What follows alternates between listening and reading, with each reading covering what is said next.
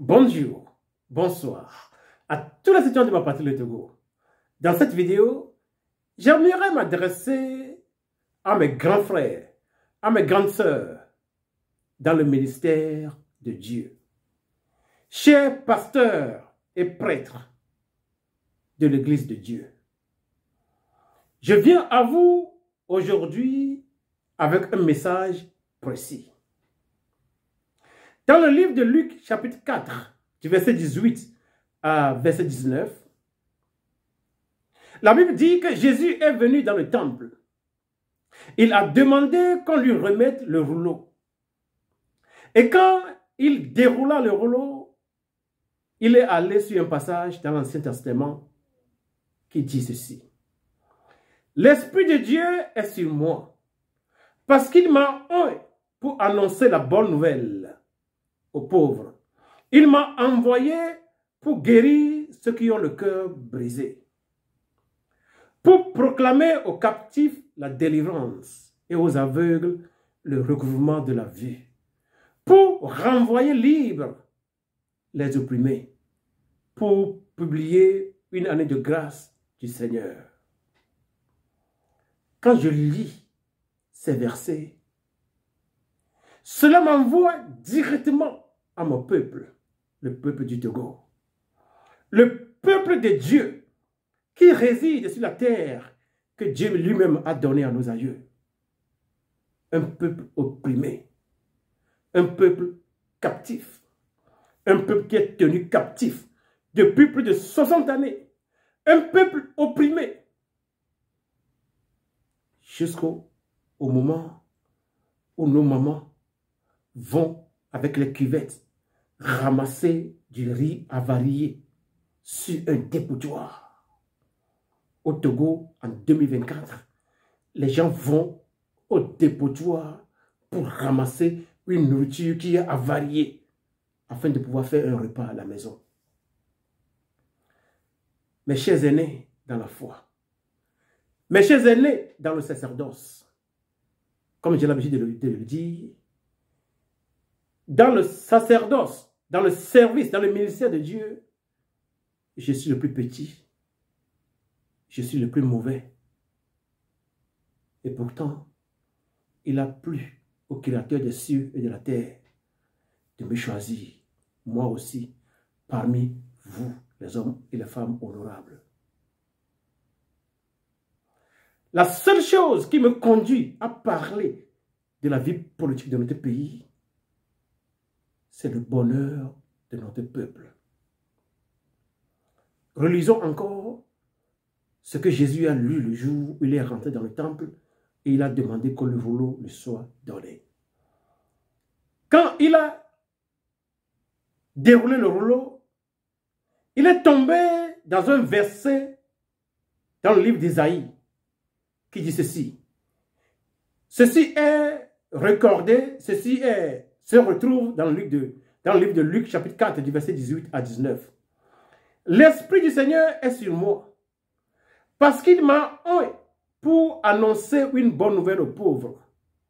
Il m'a envoyé pour guérir ceux qui ont le cœur brisé, pour proclamer aux captifs la délivrance et aux aveugles le recouvrement de la vue, pour renvoyer libres les opprimés, pour publier une année de grâce du Seigneur. Notre peuple a tant souffert, mais sous la conduite de notre grand-père, Sylvanus Olympio, dans une témérité légendaire, ce peuple a acquis son indépendance. Malheureusement, 3 ans après, l'indépendance du Togo a été bafouée. Depuis le 13 janvier 1963, le peuple togolais est devenu un peuple captif, un peuple opprimé. Au soir du 5 février 2005, les Togolais ont cru que leur captivité finissait. C'est sans compter sur d'autres programmes. ils ont été repris en captivité. Notre peuple est opprimé. Il est captif dans son propre pays. Mes grands frères, prêtres et pasteurs, j'aimerais nous interpeller. Jésus dit, le bon berger, il donne sa vie pour ses brebis. Le Seigneur Jésus-Christ qui nous a choisis, il a donné sa vie pour sauver l'humanité.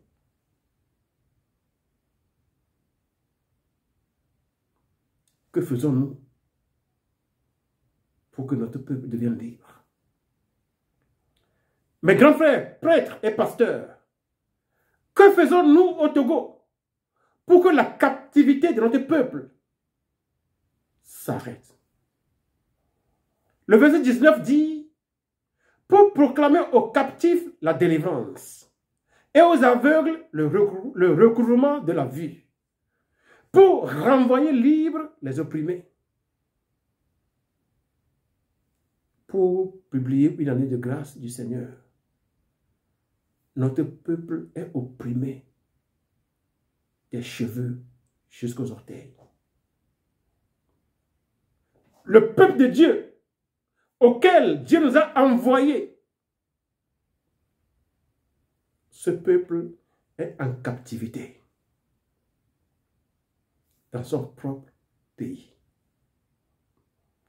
Oh, grand prêtre, grand pasteur du Togo, que faites-vous? Est-ce que ce peuple, la souffrance de ce peuple ne touche pas notre cœur? La souffrance du peuple que Dieu nous a donné, est-ce que cette souffrance ne nous parle pas?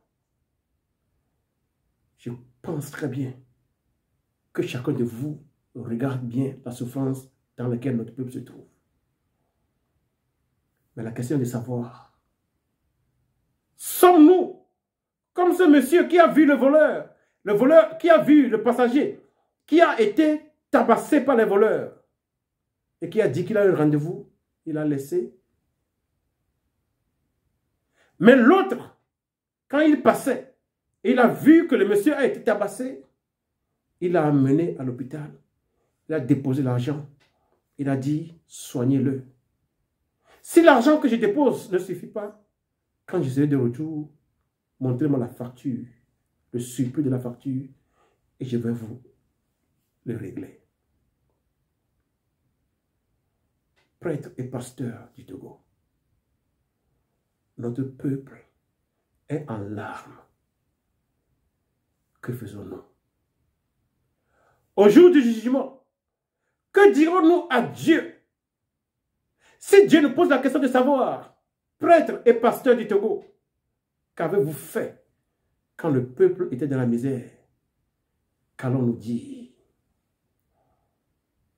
En Allemagne, quand le peuple était dans une situation similaire, les pasteurs et les prêtres, ils ont commencé par prêcher un message de liberté.